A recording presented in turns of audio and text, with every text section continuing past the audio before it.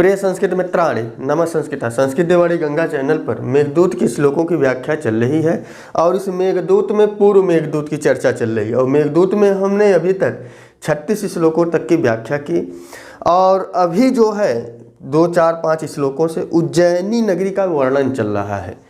और इसके पीछे एक ही मत था कि उज्जैनी के बारे में ज़्यादा श्लोकों को देना कालिदास को उज्जैनी का निवासी कुछ विद्वान इसी के आधार पर मानते हैं।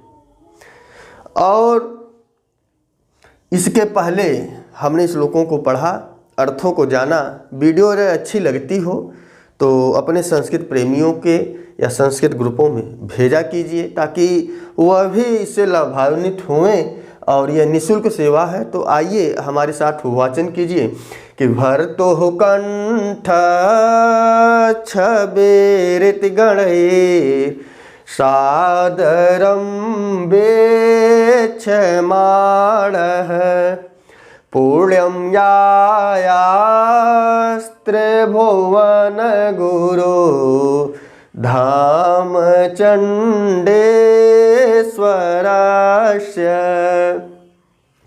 दूतोदान्यं कोवलयरजो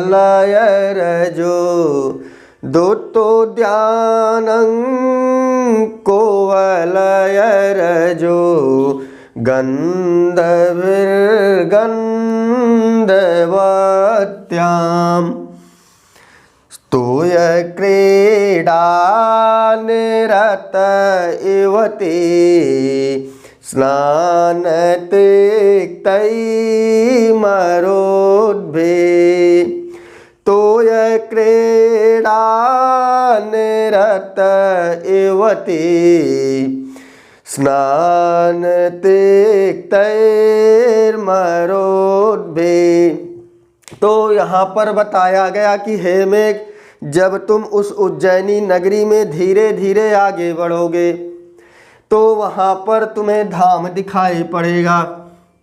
धाम अर्थात मंदिर, अर्थात महाकाल का मंदिर दिखाई पड़ेगा। और उस महाकाल मंदिर में आया तुम्हें अवश्य जाना चाहिए। विधिलिंग लकार का रूप है आया, कि तुम्हें उस महाकाल के मंदिर में जाना चाहिए। चंडेश्वरस्य अर्थात भवानी के पति या चंडी के स्वामी या भवानी के पति अर्थात शिव का मंदिर मिलेगा और उस मंदिर में तुम्हें आया जाना चाहिए। हे मेघ, जब तुम उस उज्जैनी नगरी में जाओगे तो उस उज्जैनी नगरी में एक पवित्र पुण्यम पवित्र मंदिर, और वह मंदिर किसका है? चंडेश्वरस्य अर्थात भवानी के पति चंडी के स्वामी अर्थात शिव का मंदिर पड़ेगा। उस मंदिर में तुम्हें जाना चाहिए। क्लियर हो गया? और दिया त्रिभुवन गुरु, त्रिभुवन माने तीनों भुवनों के गुरु या नाथ, तीनों भुवनों के नाथ या गुरु उस उज्जैनी नगरी के मंदिर में निवास करते हैं या वहाँ रहते हैं। तो उस शिव मंदिर में तुम्हें, वह पवित्र शिव मंदिर है, तुम्हें वहाँ आया जाना चाहिए। क्लियर हो गया?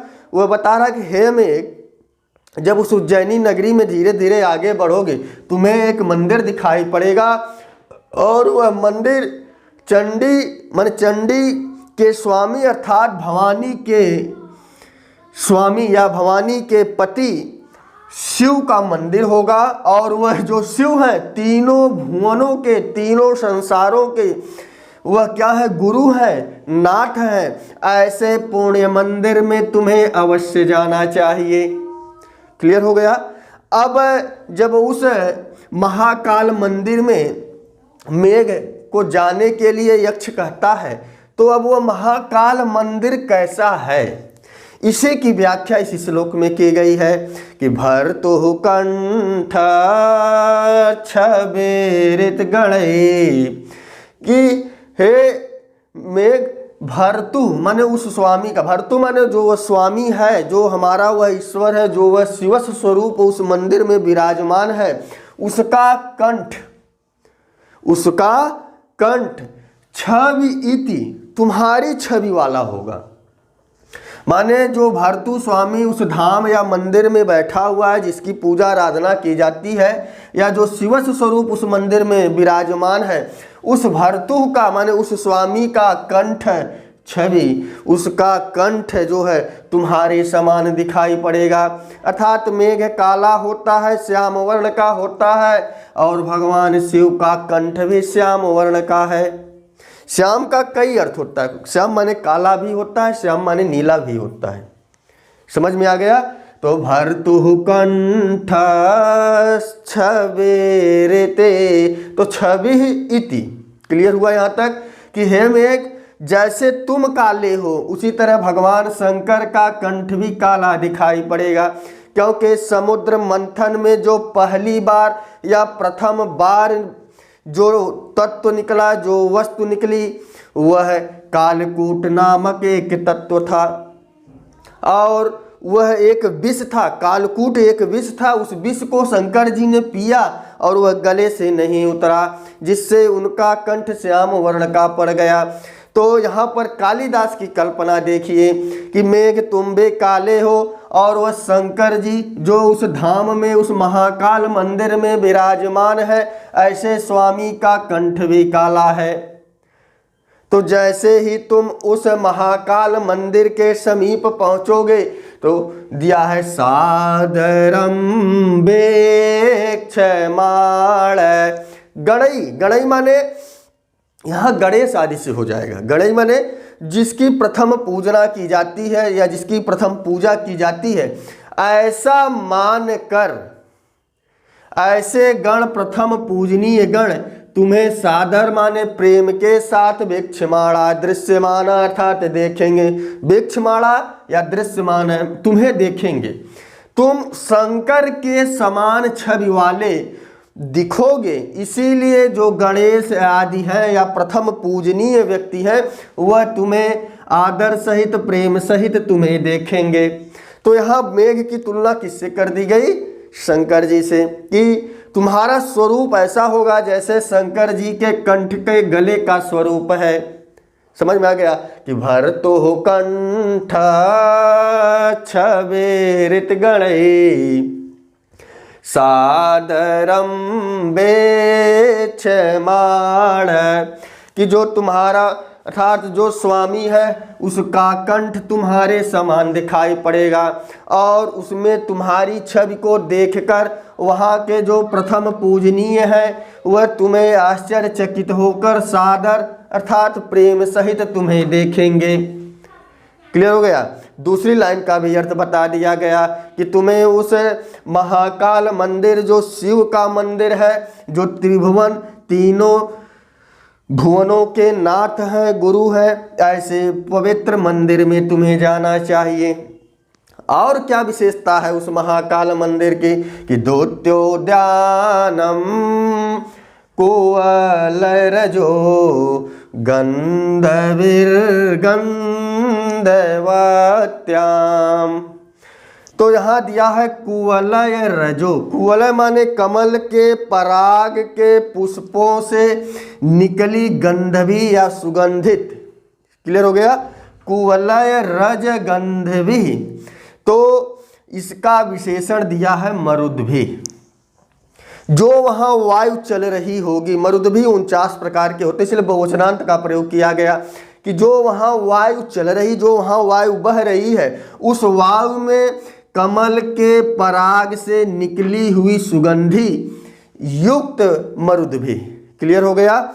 एक और विशेषण दिया गया कि तोय क्रीड़ा, अर्थात वहाँ जल क्रीड़ा करती हुई निरत माने स्नान में लगी हुई युवती माने युवतियाँ, वहाँ तोय क्रीड़ा में लगी, निरत माने लगी हुई या स्नान करती हुई युवतियाँ, तिक्तई सुगंधित। तिक्तई माने सुगंधित, माने जो वहाँ की स्त्रियां हैं सुगंधित द्रव्य से स्नान करती हैं, इससे पूरा जल सुवासित हो जाता है।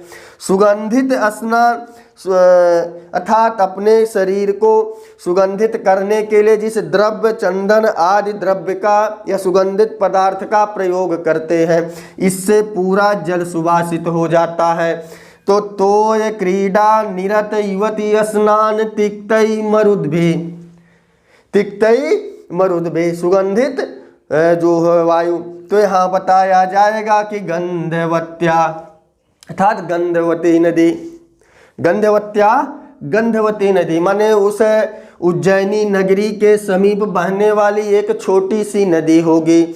और वह जो नदी है उस नदी में जल क्रीड़ा, और जल क्रीड़ा किसकी, वहाँ की युवतियाँ जो चंदन आदि के लेप से अपने को स्नान करती हैं, उस स्नान से जो वहाँ का जल सुवासित हो गया है, उस सुवासित मरुद्भि माने उस नदियों के जल के ऊपर जब वायु टकराती है या जल के ऊपर जब वायु टकराती तो वह वायु भी सुगंधित हो जाती है। और वायु किससे सुगंधित होती है कि द्युत्योद्यानम अर्थात जो वहाँ के उद्यान हैं, तो जो उस मंदिर के अगल बगल पुष्प वाटिका है, जो फूल खिले हुए हैं, फूल कहाँ खिले हैं, उस गंधवती नदी में। और गंधवती नदी में जो फूल खिले, इसीलिए उस नदी का नाम गंधवती पड़ गया, क्योंकि वहाँ पर जो कमल के पराग से सुगंधित है। और वहाँ की युवतियों के जल क्रीड़ा के स्नान से अर्थात द्रव्य युक्त सुगंधित स्नान से जहाँ का जल सुभाषित है, उस नदी की वायु से और उस कमल के पराग से सुगंधित वायु से वहाँ के द्युत्योद्यानम, वहाँ के जो उपवन है अर्थात उस महाकाल मंदिर के बगल में जो उपवन है वह कंपित हो रहा है।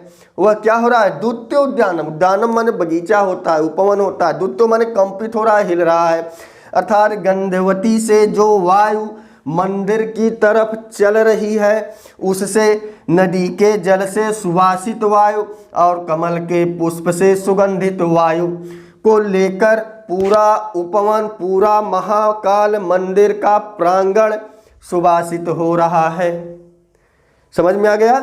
तो और इसीलिए तुम्हें वहाँ जाना चाहिए कि पुण्यम ध्याया त्रिभुवन गुरु धाम चंडेश्वरस्य।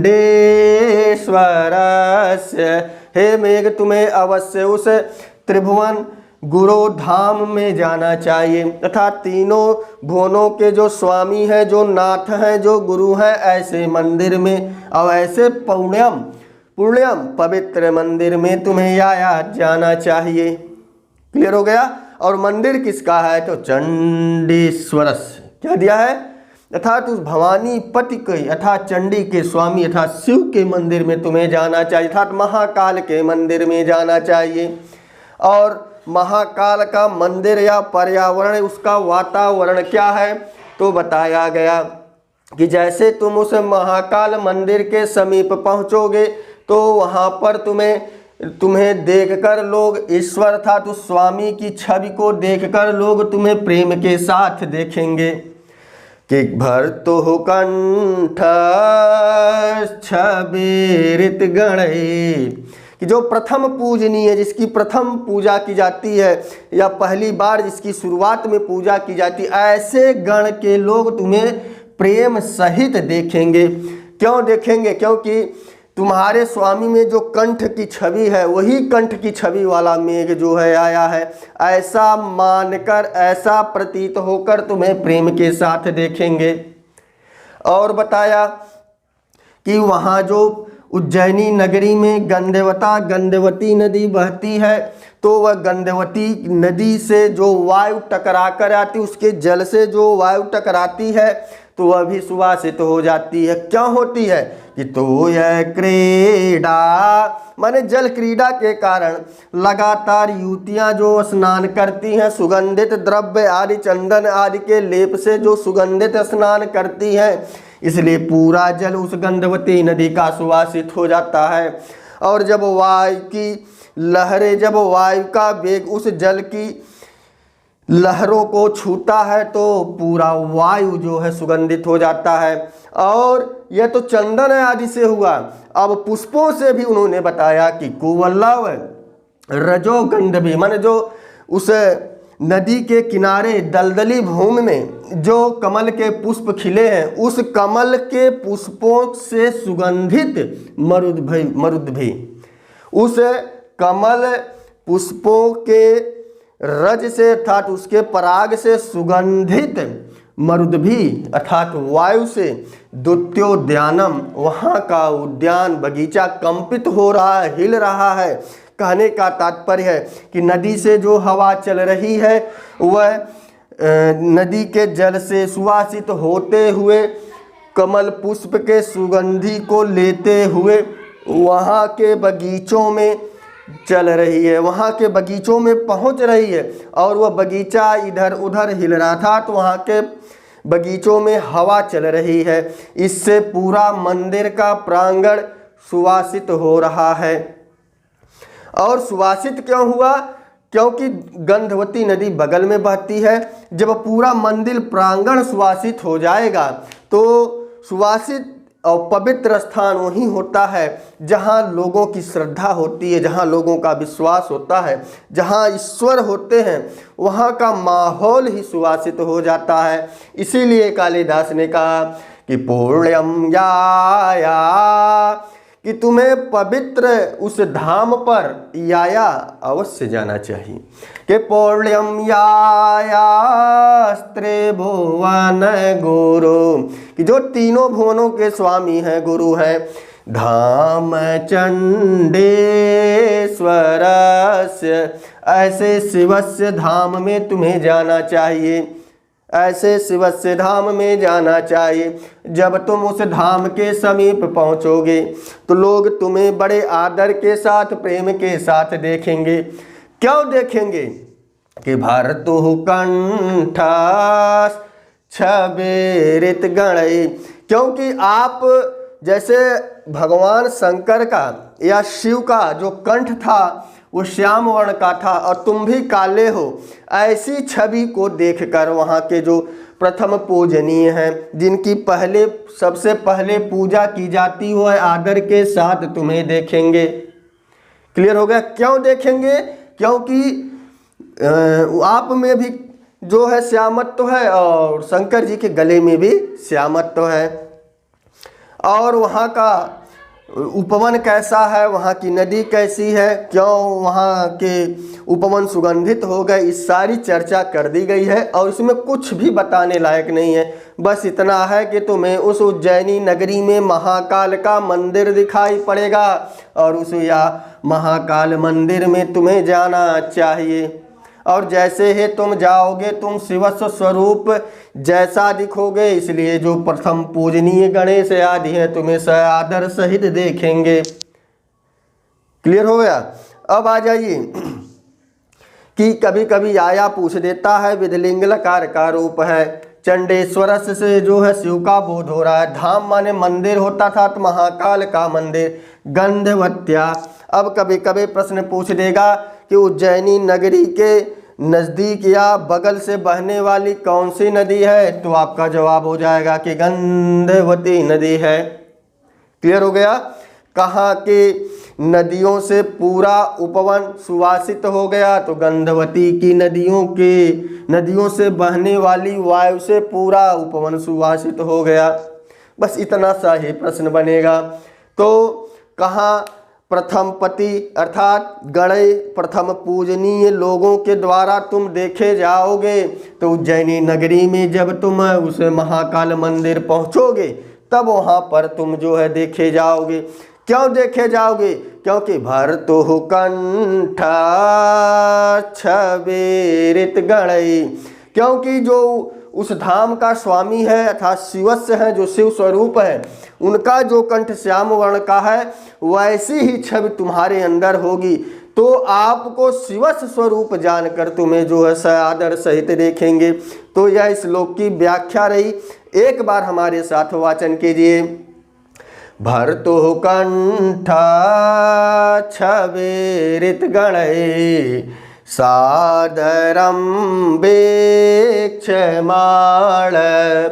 पुण्यं यायास्त्रे भुवन गुरो धाम चण्डेश्वरस्य दोत्योद्यानं कुवलयरजो गन्धर्भिर्गन्धवत्या तोय क्रीडा निरत युवती स्नानतिक्तै